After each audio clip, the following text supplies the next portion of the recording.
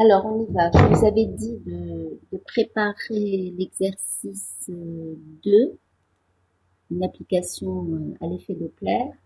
Alors, on va lire déjà l'énoncé. Un radar servant à contrôler les vitesses des véhicules qui circulent le long d'une autoroute émet une onde hertzienne de fréquence. Une fréquence hertzienne, c'est une fréquence radio, hein, c'est une onde électromagnétique de fréquence 9 GHz. Celle-ci est réfléchie par un véhicule qui roule à une vitesse v parallèle à la direction de l'onde, c'est-à-dire que dans les, dans les formules qu'on avait trouvées la dernière fois, ben, l'angle θ qui intervenait, l'angle θ est égal à 0, puisque v est parallèle à la direction de l'onde. Je vous rappelle que l'angle θ, c'était l'angle qu'il y avait entre la direction de l'onde et la direction de la vitesse de translation de notre observateur ou de notre source selon le cas. Le poste de contrôle relève une différence delta F égale 2,16 kHz entre la fréquence de l'onde incidente et réfléchie, à quelle vitesse se déplace le véhicule. Alors, on va regarder rapidement la solution.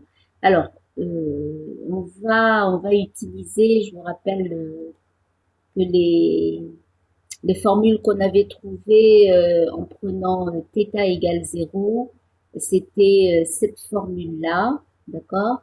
Et quand on écrivait ça en fonction des vitesses, eh bien, ça nous donnait la fréquence de l'observateur égale à la fréquence, pardon, c'était celle-ci pour θ égale 0, la fréquence de l'observateur égale à la fréquence de la source, multipliée par C moins V de l'observateur sur C plus la vitesse de la source. C étant la vitesse de propagation de l'onde, V observateur, c'est la vitesse de l'observateur, et V de la source, c'est la vitesse de la source, si tous les deux sont en mouvement. Alors ça, c'était la formule générale si on a à la fois l'observateur et la source qui se déplacent. Mais c'est pas toujours le cas. Alors, on va supposer que le véhicule s'approche du radar, c'est-à-dire que la formule qu'on va utiliser, c'est la deuxième. Alors, qu'est-ce qui se passe exactement? Bien, on a deux fois l'effet Doppler qui intervient dans cette situation. Premier effet Doppler, c'est ce qu'on observe sur l'onde incidente, c'est-à-dire le signal qui va du radar à la voiture. D'accord? Alors, le tout, pour appliquer correctement la formule à laquelle on est arrivé la dernière fois, le tout est de savoir ce que représente chacun des termes. D'accord?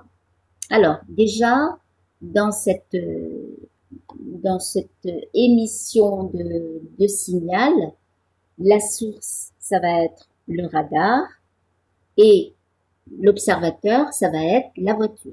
D'accord? Donc, il faut déjà identifier quelle est la fréquence émise par le radar, quelle est la vitesse du radar, quelle est la fréquence que reçoit la voiture et quelle est la vitesse de la voiture. Alors, on écrit tout ça.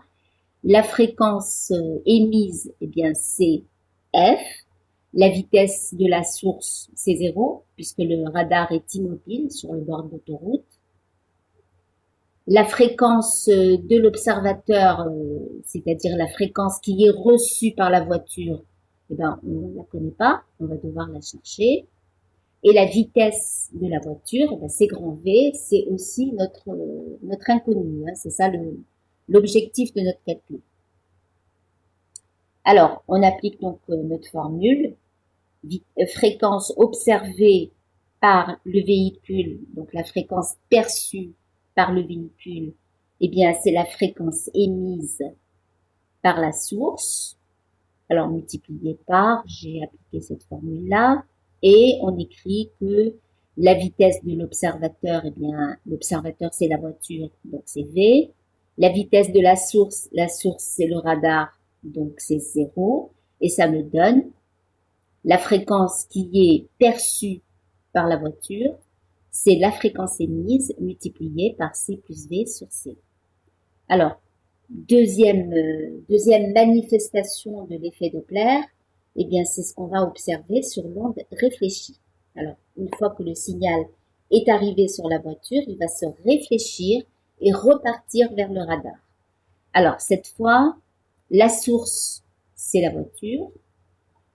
La fréquence qu'elle émet, eh bien, c'est la fréquence du signal réfléchi. Et le signal réfléchi, eh bien, il a la même fréquence que le signal qui est reçu par la voiture. Quand un signal se réfléchit, sa fréquence ne change pas. Donc, la fréquence que va émettre la voiture pour cette onde réfléchie, eh bien, c'est la fréquence qu'elle a reçue tout à l'heure. Hein, c'est celle qu'on vient de calculer. La vitesse de cette source, cette nouvelle source qui est la voiture, eh bien, c'est la vitesse, grand V, qu'on est en train de chercher. Alors, l'observateur, ça devient le radar. Et donc, la fréquence qu'il va percevoir, ben, on va la calculer, on ne la connaît pas pour le moment. Sa vitesse, c'est 0, puisque le radar est immobile. Et on va appliquer, encore une fois, la formule du rapprochement, c'est-à-dire celle-ci. Voilà. Alors, maintenant, on identifie les termes. La vitesse de l'observateur étant le radar, eh bien, sa vitesse est nulle. Alors ici, j'ai déjà remplacé la vitesse de la source qui est aussi la fréquence perçue par la fréquence émise par la source, qui est aussi la fréquence qu'elle avait observée tout à l'heure pour le signal incident. Donc, j'ai remplacé l'expression qu'on a obtenue ici. Hein. Alors maintenant, j'identifie les termes de ce rapport. La vitesse de l'observateur étant le radar, elle est nulle. La vitesse de la source étant la voiture, c'est V. Et donc G, alors la fréquence que j'avais obtenue tout à l'heure, à la fin de l'émission, c'est-à-dire la fréquence que recevait la voiture, multipliée par ce terme-là, qui me donne, une fois que j'ai simplifié, F multiplié par C plus V sur C moins V. Alors maintenant, qu'est-ce qu'on a comme données dans notre exercice? On ne connaît que la fréquence émise et la différence delta F entre la fréquence de l'onde incidente et la fréquence de l'onde réfléchie, c'est-à-dire entre ce que le radar a émis et ce qu'il a reçu. Donc, je cherche delta F égale la fréquence de l'observateur Pardon, madame. Coupez vos micros, s'il vous plaît. Madame, s'il vous plaît, Oui. Pouvez-vous répéter ce qu'on a vu, ce qu'on vient de voir? Euh, J'ai pas trop compris. alors, F observateur 2. alors, vous coupez votre micro parce que il y a de l'écho. Alors, vous voulez que je répète tout l'exercice, c'est ça? Non, juste le F observateur 2. D'accord, ok. Ok, très bien.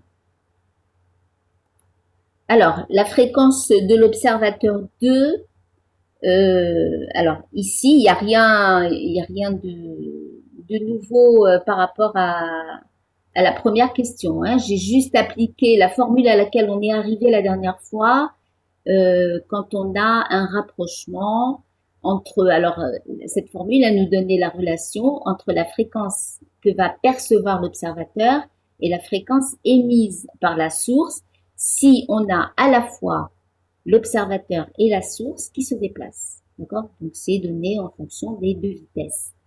Alors, ici, eh bien, la fréquence, je vais reprendre donc mon expression en mettant des indices 2 à chaque fois parce que c'est la deuxième manifestation de l'effet Doppler. C'est l'effet Doppler sur le signal qui est réfléchi depuis la voiture jusqu'au radar. Alors, dans cette nouvelle situation, les rôles se sont inversés. C'est-à-dire que ce qui est devenu la source, c'est la voiture, et ce qui est devenu l'observateur, le récepteur, celui qui va percevoir le signal, ça va être le radar. D'accord? Donc, alors, la fréquence émise par la voiture, eh bien, c'est la fréquence qu'elle avait reçue. D'accord? Quand le signal arrive sur la voiture, eh bien, il arrive avec la fréquence qu'on a calculée tout à l'heure. D'accord? Et il va se réfléchir. Dans une réflexion, il n'y a pas de modification de la fréquence. C'est-à-dire que le signal est arrivé sur la voiture avec cette fréquence-là, il va repartir de la voiture dans l'autre sens avec exactement la même fréquence. Ça va jusque-là. Alors, les autres termes de ma formule, c'est que la vitesse de la source, alors je vous rappelle que la source, c'est la voiture, ou bien c'est la vitesse qu'on est en train de chercher. La vitesse de l'observateur, le nouvel observateur, c'est le radar, il est fixe, donc sa vitesse est nulle. Et la fréquence qu'il perçoit, ben, c'est ça qu'on est en train de calculer. D'accord? Alors, la fréquence de l'observateur, donc la fréquence que va recevoir le radar une fois après que le signal se soit réfléchi sur la voiture, eh bien, ça obéit à la même formule que tout à l'heure. Le tout est de savoir ce que vaut chacun des termes. Donc, on a dit que la vitesse de l'observateur, qui est la vitesse du radar, c'est 0.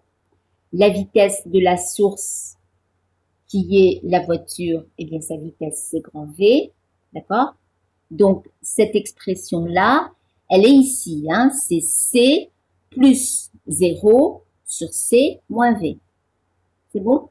Alors maintenant, ce terme-là, la fréquence qui est émise par la nouvelle source qui est la voiture, eh bien, c'est la fréquence qu'on avait trouvée tout à l'heure. Donc, j'ai remplacé fs2 par cette expression qui est la fréquence qu'on a trouvée tout à l'heure. C'est-à-dire que l'observateur du signal émis est devenu la source du signal réfléchi. D'accord? Donc, il y a égalité entre la fréquence qu'a observé la voiture, qu'a perçu la voiture au moment où le signal est arrivé sur elle. Eh bien, c'est la même fréquence que qu'elle va réfléchir, qu'elle va renvoyer vers le radar. C'est mon FS2. D'accord? C'est pour ça que j'ai remis ici l'expression qu'on a trouvée à la perception, donc à la réception du signal sur la voiture. Voilà, je ne sais pas si c'est plus clair. C'est bon? Oui, c'est bon, madame, merci. D'accord, merci. Alors, on simplifie et on retrouve F de l'observateur 2, qui est la fréquence qui est perçue au retour sur le radar, qui est F sur C plus V sur C moins V. Alors, delta F, c'est les 2,16 kHz qui sont mesurés au poste de contrôle, c'est-à-dire sur le radar. Eh bien, c'est la différence entre la fréquence du signal qui est revenu sur le radar moins la fréquence du signal qu'il a émis. D'accord? Alors, on fait ce calcul, on remplace la fréquence de l'observateur par le résultat qu'on vient d'obtenir et on lui retire la valeur de f. Alors, je réduis au même dénominateur et ça me donne 2fv sur c moins v. Voilà. Alors ensuite, eh bien, je regroupe les termes en v. Alors, j'écris que delta f multiplié par c moins delta f multiplié par v égale à 2 fois vf. Et comme c'est ce résultat-là, et comme delta f est très petit devant f, regardez bien les valeurs. Delta f, c'est en kilohertz.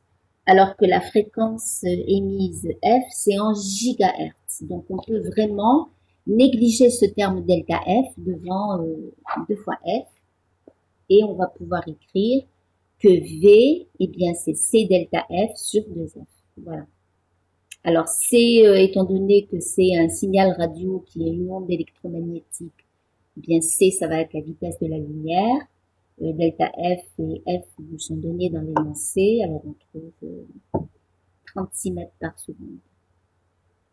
Ce qui est certainement au-dessus de la limite qui est autorisée. Voilà. Est-ce que c'est bon? On peut passer à la suite. Oui, madame. D'accord. Alors, l'exercice 4, on l'a fait la dernière fois. Alors, on passe à l'exercice 3 a été fait. C'est l'exercice sur la simultanéité.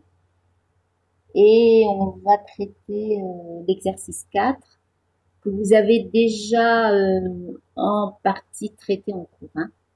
Alors, on va aller rapidement sur les questions 1 et 2 et on fera un peu plus en détail la question 3.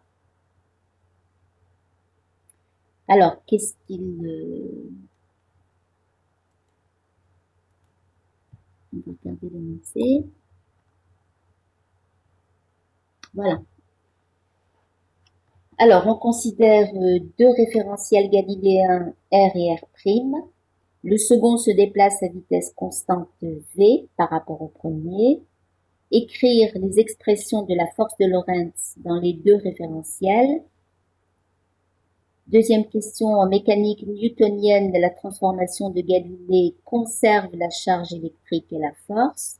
Montrer que les champs magnétiques et électriques se transforment de la façon suivante. Donc, on vous donne les relations entre les champs dans le référentiel R' et les champs dans le référentiel R. Troisième question, traiter le cas de deux particules Q et Q' qui se déplacent parallèlement et à vitesse égale. Voilà. Alors, on va à la solution. Voilà, alors première question, il suffisait d'écrire l'équation de Lorentz qui nous donne la force électromagnétique si la charge se trouve à la fois dans un champ électrique et dans un champ magnétique. Donc dans R, eh bien, elle s'écrit de cette façon, dans R', on met des primes partout, la charge devient Q', le champ électrique E', la vitesse U' et le champ magnétique B'. Alors ensuite, montrer que les champs magnétiques et électriques se transforment de la façon suivante. Alors j'ai vu que M. Chamy avait fait la démonstration en cours, donc je vais pas revenir dessus. Le résultat qu'on obtient, c'est que B' est égal à B et que E' est égal à E plus V vectoriel B. C'est bon? Alors il suffit juste d'écrire l'une des forces, écrire la relation entre la transformation des vitesses, écrire que U c'est U' plus V, remplacer, regrouper les termes en U et se rendre compte que pour que ce soit valable, quelle que soit la valeur de U, il faut que ce terme-là soit nul et donc B' égale B. Et alors si B' égale B, eh bien ce terme-là disparaît et j'ai E égale à E' moins V vectoriel B', ce qui revient à E' égale à E plus V vectoriel B. Alors, dernière question. Traiter le cas de deux particules chargées Q et Q'. Alors, j'ai choisi de les appeler Q1 et Q2, vous allez voir dans le reste de la solution, pour mieux identifier les champs E1, E2, B1, B2, etc. Voilà, alors, dans R', on va regarder les choses d'abord dans le référentiel R'. celui où les charges sont fixes, d'accord? On va prendre, puisqu'elle se déplace à vitesse, elle se déplace parallèlement et à vitesse égale, eh bien le référentiel qu'on va choisir comme repère mobile, ce sera un référentiel qui va avoir la même vitesse que les deux charges. Donc dans ce référentiel, les deux charges sont immobiles.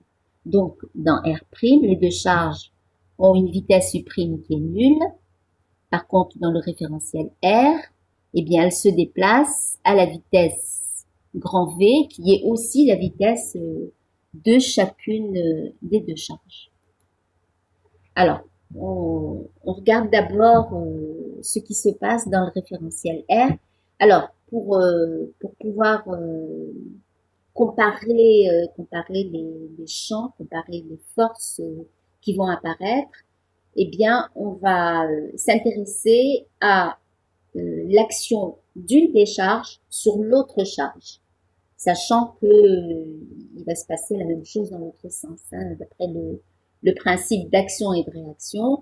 Si je calcule la force qu'exerce Q1 sur Q2, eh bien Q2 va exercer une force opposée sur Q1, qui sera opposée à la force qu'on vient de calculer. Donc il suffit de regarder quelle est l'action d'une des charges sur l'autre, et ça nous donnera à la fois l'action et par conséquence la réaction. Alors, donc dans R', donc dans notre référentiel dans lequel les deux charges sont immobiles, puisque c'est un référentiel qui va se déplacer avec les charges, eh bien, je peux écrire le champ électrique. Alors, je m'intéresse au champ créé par la charge Q1 à l'endroit où se trouve Q2, d'accord? Indépendamment de la valeur de Q2, le champ que crée Q1 ne dépend que de Q1 et de la distance qu'il y a entre Q1 et ce point. Alors, le champ électrique, vous l'avez étudié déjà en L1 et L2, c'est donné par la loi de Coulomb, donc c'est KQ1 sur D au carré E'1 si E'1 est le vecteur unitaire qui pointe vers le point où se trouve ma charge Q2. Alors, K étant égal à 1 sur 4 pi epsilon 0, voilà donc ce que me donne la loi de Coulomb pour le champ E1' créé par la charge Q1 dans le référentiel R'. Alors maintenant, pour calculer le champ magnétique qui est créé par Q1, eh bien, je vais appliquer la loi de Biot et Savart. Alors, la loi de Biot et Savart, elle a deux formes. Soit elle vous donne le champ qui est produit par un courant, d'accord, par un élément du conducteur traversé par le courant, et ça vous donne une partie du champ magnétique. Et il faut ensuite intégrer pour avoir le champ total. Ou alors, il y a la deuxième forme qui vous permet de calculer le champ magnétique qui est créé par une charge ponctuelle. Alors, la formule que me donne la loi de Biot et Savart pour calculer le champ B1', eh bien, c'est mu0 sur 4 pi, Q1 U' vectoriel E1' sur D au carré. C'est la loi de Biot et Savart que vous avez déjà dû voir en électromagnétisme. Alors, il se trouve que je suis dans le repère R' dans lequel les deux charges Q1 et Q2 sont fixes. C'est-à-dire que ma vitesse U' est égale à 0. Eh bien, ça veut dire que dans ce repère, le champ magnétique produit par la charge Q1 est nul. D'accord? La charge Q1 étant immobile, elle ne produit pas de champ magnétique. Une charge électrique ne produit de champ magnétique que si elle est en mouvement. Alors, si on regarde maintenant la force qu'exerce la charge Q1 sur la charge Q2, vous voyez, j'ai mis un double indice. Le 1, le premier, c'est la force, c'est l'entité qui exerce la force, et le deuxième chiffre, c'est l'entité qui est soumise à la force. Donc ici, la force exercée par Q1 sur Q2 dans le référentiel R', c'est pour ça que j'ai mis un prime ici, eh bien, c'est Q2 multiplié par la charge, j'applique mon équation de Lorentz, j'écris que F12', c'est Q2 E1', d'accord, plus U' vectoriel B1', mais comme B1' est égal à 0, ben je n'ai que la partie électrique de mon équation de Lorentz. Donc, la force exercée par Q1 sur Q2 dans le référentiel R', c'est uniquement une force électrique qui est égale à Q2 E1', E1' étant ce qu'on a calculé ici. Alors maintenant, je passe au référentiel R. Alors, dans le référentiel R, eh bien, je vais, voici mon référentiel R. Comment est-ce qu'il voit les charges Q1 et Q2? Eh bien, il les voit en mouvement, d'accord, avec une vitesse U, et il voit le repère R' qui est lié à ces charges. Il voit ce repère R' se déplacer avec la même vitesse que les deux charges. Alors, on cherche donc à écrire le champ électrique qui est produit par la charge Q1, mais relativement au référentiel R. Eh bien, on doit appliquer l'équation de Lorentz. On doit appliquer la transformation des champs qu'on a trouvé tout à l'heure, c'est-à-dire la relation entre le champ électrique qui est vu dans le référentiel R et le champ électrique et le champ magnétique qui sont vus dans le référentiel R'. Or, on a trouvé que E1', c'était Q1 sur 4pi epsilon 0 d carré E1', et que B1', c'est 0. D'accord? Donc,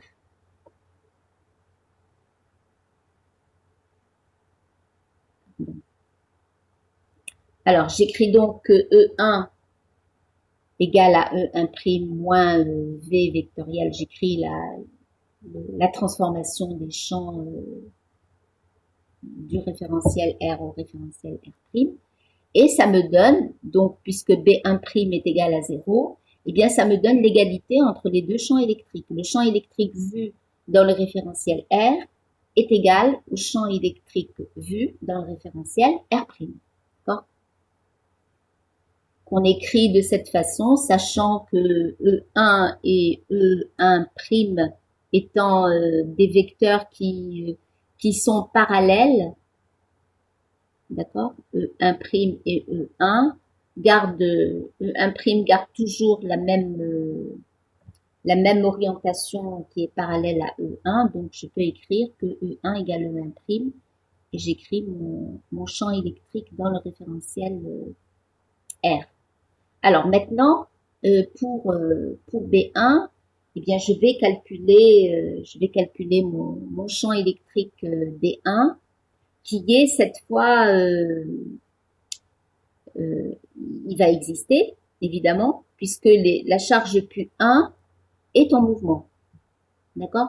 Donc si je cherche le champ magnétique qu'elle crée à un point qui se trouve à la distance petit d de cette charge, eh bien je vais trouver un champ magnétique qui sera donné par l'équation, par la loi de Biot et Savart.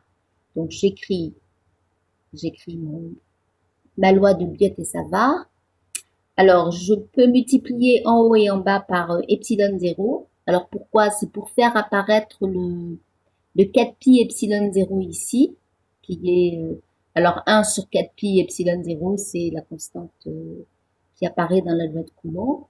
Et je sais que mu0 epsilon 0, c'est 1 sur C2. Donc je vais remplacer mu0 epsilon 0 par 1 sur C2 et j'aurai écrit tout le reste. Donc je vais avoir 1 sur C2 multiplié par le mu0 n'apparaît plus, le epsilon 0 non plus, Q1 U vectoriel E1 sur 4pi epsilon 0 d au carré. Or, si on regarde bien, Q1 multiplié par E1 sur 4pi epsilon 0 d au carré, eh bien c'est le champ qu'on avait trouvé tout à l'heure. C'est bon? C'était ce champ-là ou encore celui-là. D'accord? Donc on a, j'ai le droit de faire passer ce scalaire ici dans le second membre de mon produit vectoriel, et je vais donc avoir U sur C carré, d'accord, vectoriel Q1 E1 sur ce qui reste au dénominateur, c'est-à-dire 4pi epsilon 0 d au carré. Or, cette quantité-là, on vient de voir que c'est le champ électrique créé par la charge Q1 en un point qui se trouve à la distance petit d de cette charge. Ce qui fait que B1, eh bien, on l'écrit comme étant le produit vectoriel de U sur C au carré par E1. Et ça, eh bien, c'est quelque chose qui n'est pas nul. Or, on avait trouvé que B1' était nul et on se retrouve face à une contradiction. On était parti avec l'idée que B serait égal à B', c'est-à-dire que quand vous avez deux repères en translation, la logique aurait voulu qu'on trouve le même champ à la fois dans B et dans B'. Or ici, eh bien, on se retrouve avec une situation où le champ qui est produit par la charge Q1 dans le référentiel R est différent du champ magnétique créé par cette même charge dans le référentiel R' en translation uniforme par rapport à R. Et ça, bon, c'est quelque chose de contradictoire. D'accord? C'est-à-dire qu'on devait s'attendre à trouver B1 égale B1', et on se retrouve avec B1 différent de B1'. Alors, si on écrit, on en revient à la force. Tout à l'heure, on avait écrit la force exercée par la charge Q1 sur la charge Q2. D'accord? Donc, c'était la charge Q2 multipliée par le champ produit par la charge Q1.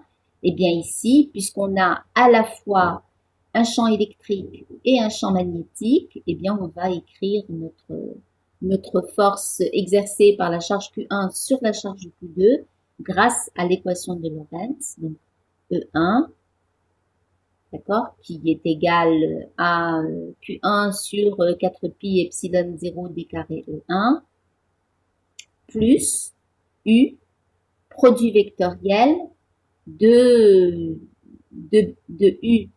Alors U, on fait le produit vectoriel de U avec le champ magnétique B1. Or, le champ magnétique B1, c'est le résultat d'un produit vectoriel. D'accord? Alors, ce qu'on peut constater déjà avant d'aller plus loin dans le calcul, c'est que F12' n'est pas égal à F12. D'accord? Or, on était parti de cette idée que la force et la charge sont invariantes. D'accord? On nous dit dans l'énoncé qu'en mécanique newtonienne, la transformation de Galilée conserve la charge électrique et la force. Or, on vient de se rendre compte que la force n'est pas invariante quand on passe du référentiel R' au référentiel R. Eh bien, la force exercée par la charge Q1 sur la charge Q2 est différente. Voilà. Alors, la transformation de Galilée ne laisse pas invariante la force électromagnétique, c'est-à-dire que on se retrouve face à une singularité, une force qui n'est pas invariante quand on passe d'un repère, d'un référentiel à un autre. Alors, on peut détailler un petit peu pour voir, par contre, ce qui est conservé. Hein. Alors, on va regarder le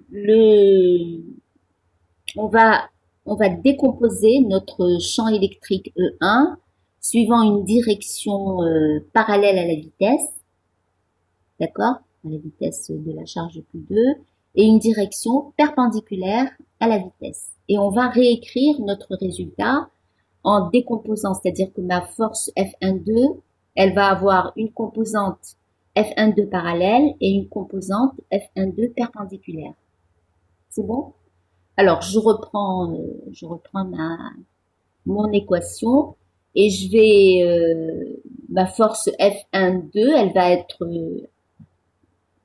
ce qui va lui correspondre, ça va être la composante parallèle du champ électrique. C'est-à-dire que ici, eh bien, il suffit d'écrire que F1,2 parallèle, c'est Q2, alors la composante parallèle de E1, plus U vectoriel, alors U sur C2 fois la composante parallèle de E1. D'accord? Alors, qu'est-ce que ça me donne? Eh bien, ce terme-là, ce vecteur-là, qu'est-ce qu'il a de particulier?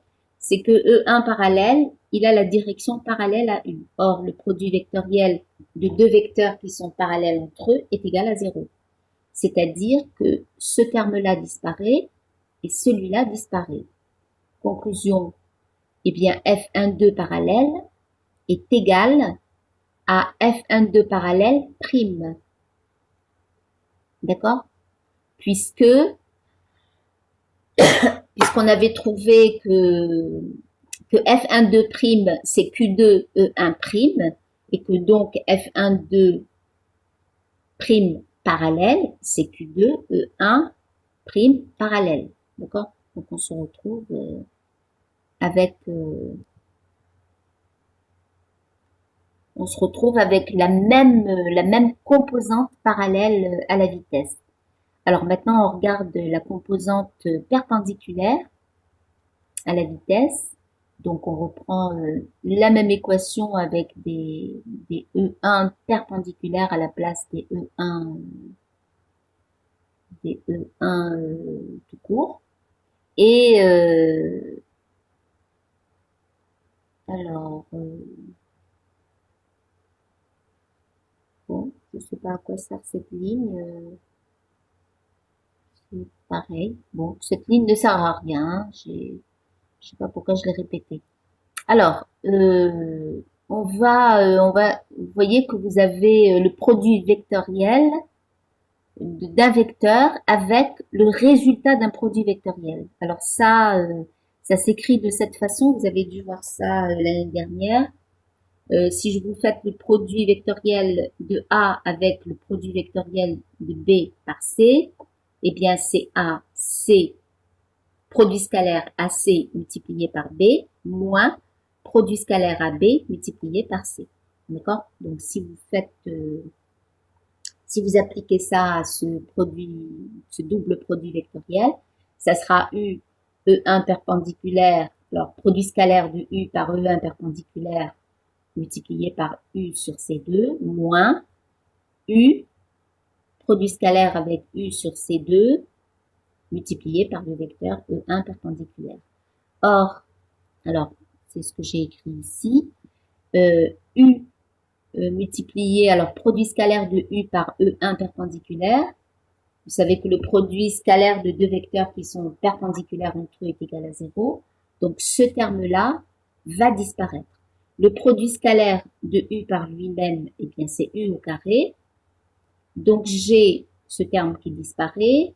J'ai E1 perpendiculaire moins U2 sur C2 E1 perpendiculaire. Je peux faire la mise en facteur. Et ce qu'on constate, c'est que F1,2 perpendiculaire, eh bien, il est lié à F1,2 prime perpendiculaire par cette relation. Et il y a un facteur multiplicatif. Je n'ai pas l'égalité. J'ai pas F1,2 perpendiculaire égale à F1,2 prime perpendiculaire, mais j'ai ce facteur-là qui intervient. Voilà. Donc j'ai ma composante parallèle qui est conservée, la composante de la force électromagnétique exercée par la charge Q1 sur la charge Q2. Alors, cette composante parallèle à la vitesse de la charge qui est la même dans les deux repères. Par contre, la composante perpendiculaire est modifiée. Voilà. Elle est multipliée par ce facteur 1 moins U carré sur C carré qu'on va retrouver plus tard.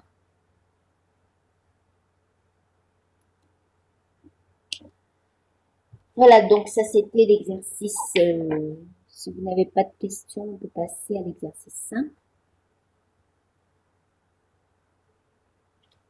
C'est bon?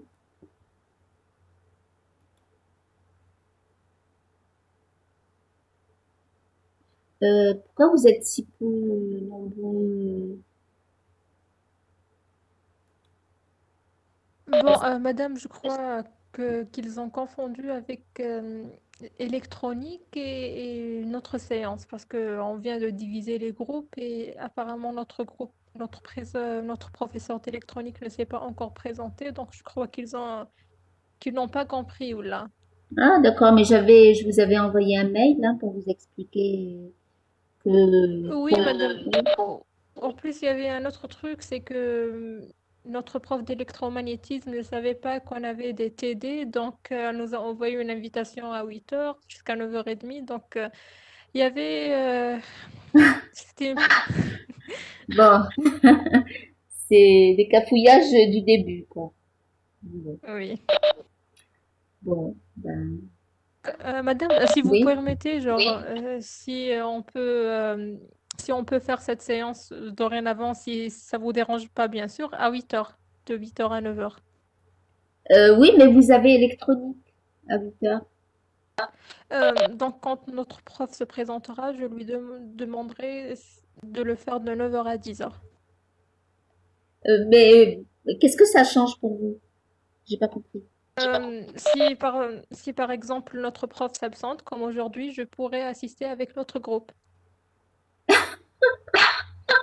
Non, non, non, ça m'arrange pas du tout de faire un TD à 8 heures. D'accord, madame, merci. Bon, on continue. Allez, exercice 5. Alors, transformation galiléenne des équations de Maxwell. Alors, pardon, je vais vous remettre l'énoncé. Vous n'avez peut-être pas l'énoncé sous les yeux. Alors, voilà. Les transformations des dérivées partielles se notent lors d'un passage d'un référentiel R à R'. Alors, il se note de cette façon. La dérivée partielle par rapport à x. Alors, la dérivée partielle d'une fonction quelconque par rapport à x. Alors, d'une fonction qui dépend des variables x, y, z et t. D'accord? Donc, sa dérivée partielle par rapport à x s'écrit de cette façon. C'est la somme de ces quatre termes.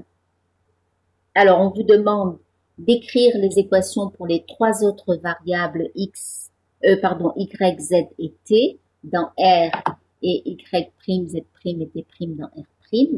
C'est-à-dire qu'il faut reproduire cette relation-là, cette transformation-là, en mettant y à la place de x ici, ensuite en mettant z et ensuite t. D'accord? Alors, calculer ces expressions dans le cas de la transformation de Galilée et appliquer ces résultats pour montrer l'invariance ou la non-invariance des équations de Maxwell.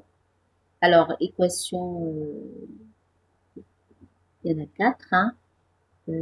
Conservation du flux magnétique, équation de Maxwell-Ampère en l'absence de courant, équation de Gauss en l'absence de charge et équation de Maxwell-Faraday. Voilà. Alors, on va.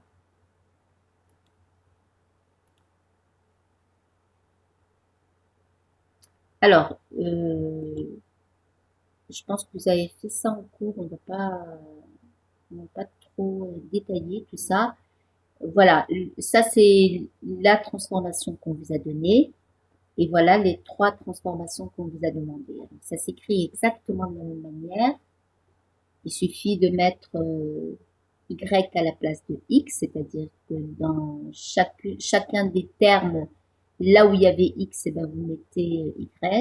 Pareil pour la dérivée partielle de la fonction par rapport à z. Vous voyez que z apparaît partout. Et pareil pour la dérivée partielle par rapport à t. Alors, dans le cas de la transformation de Galilée, qu'est-ce que ça devient?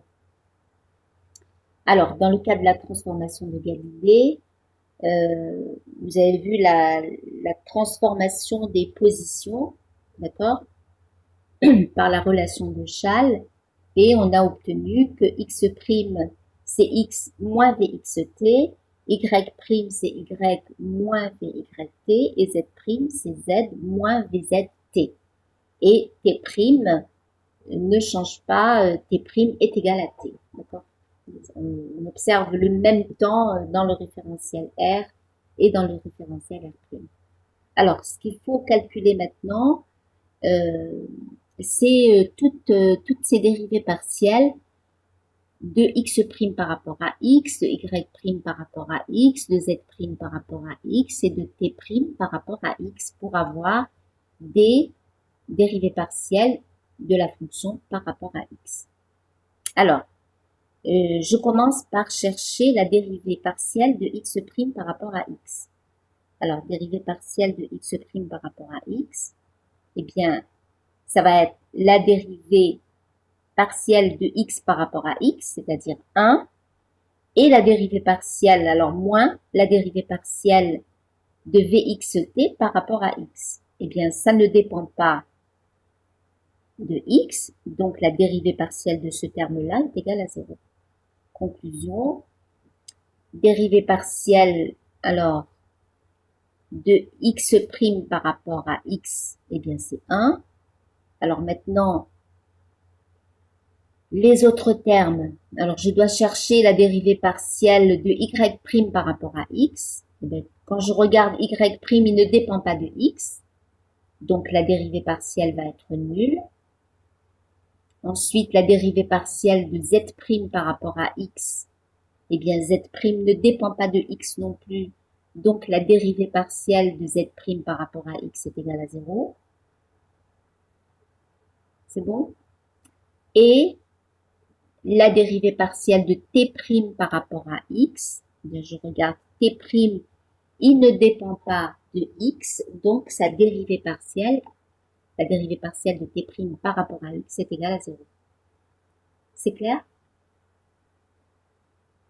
Alors ensuite, on fait la même chose.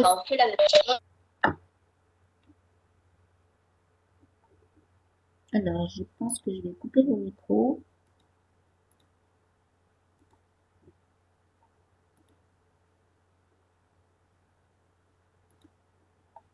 Okay.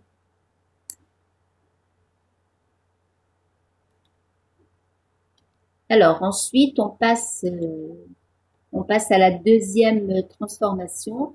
Alors, dérivée partielle de la fonction quelconque par rapport à y. Donc, je vais chercher ces dérivées partielles par rapport à y. D'accord? Alors, je regarde. X' ne dépend pas de y, donc la dérivée partielle de y, x' par rapport à y va être égale à 0. C'est bon? Y' dépend de y, donc sa dérivée partielle par rapport à y, ce sera 1.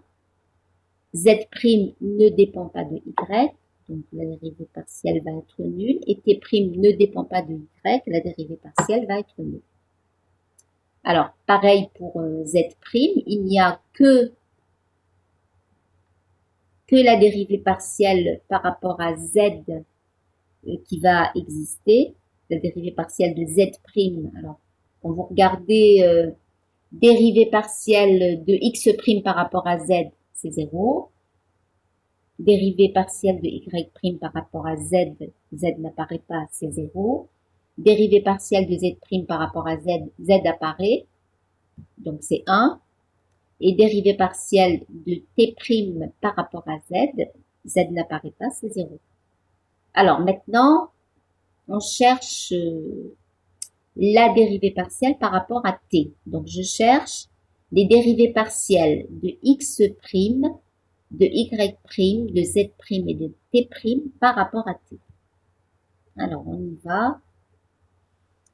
Dérivée partielle de x' par rapport à t, eh bien, le temps apparaît ici. La dérivée partielle de x' par rapport à t, c'est moins vx. La dérivée partielle de y' par rapport à t, c'est moins vy. Et la dérivée partielle de z' par rapport à t, c'est moins vz. Dérivée partielle de t' par rapport à t, c'est 1. Donc voici mes quatre dérivées partielles. Et je vais pouvoir remplacer dans ces équations de transformation des dérivées partielles, je vais pouvoir remplacer chacun des termes par le résultat que j'ai obtenu dans le cas de la transformation de Galilée. D'accord? Donc je remplace.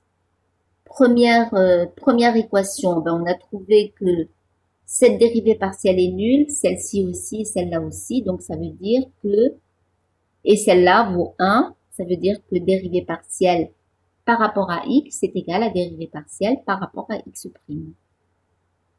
D'accord? Pareil pour la dérivée partielle par rapport à y qui est égale à la dérivée partielle par rapport à y'. Pareil pour la dérivée partielle par rapport à z. D'accord?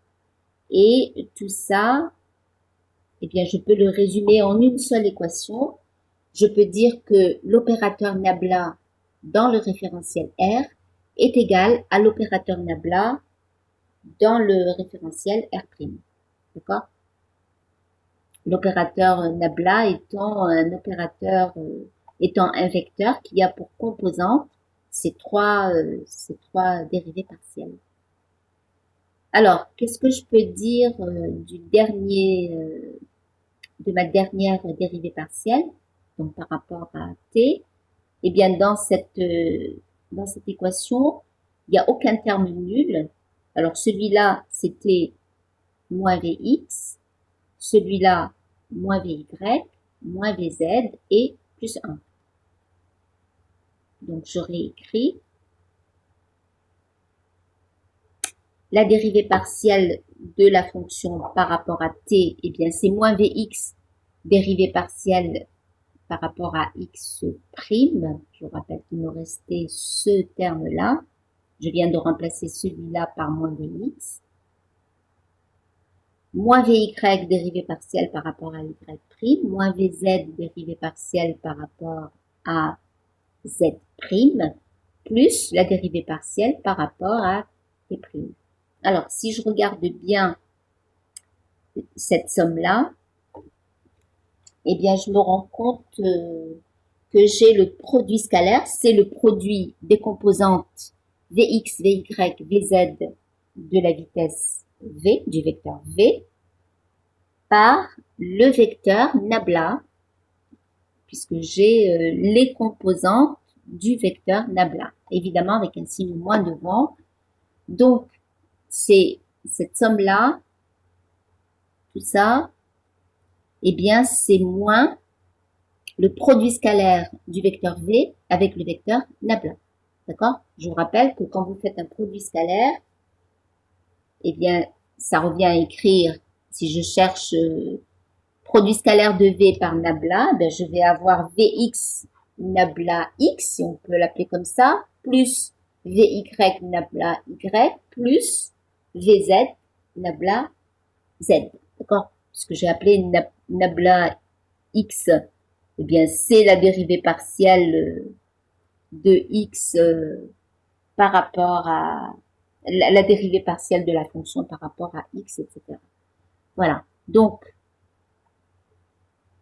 quand vous, alors, j'ai pas mis de prime ici, d'accord? J'aurais dû mettre produit scalaire de V par nabla prime, d'accord? Puisque ici, c'est par rapport aux variables x', y', z', t'.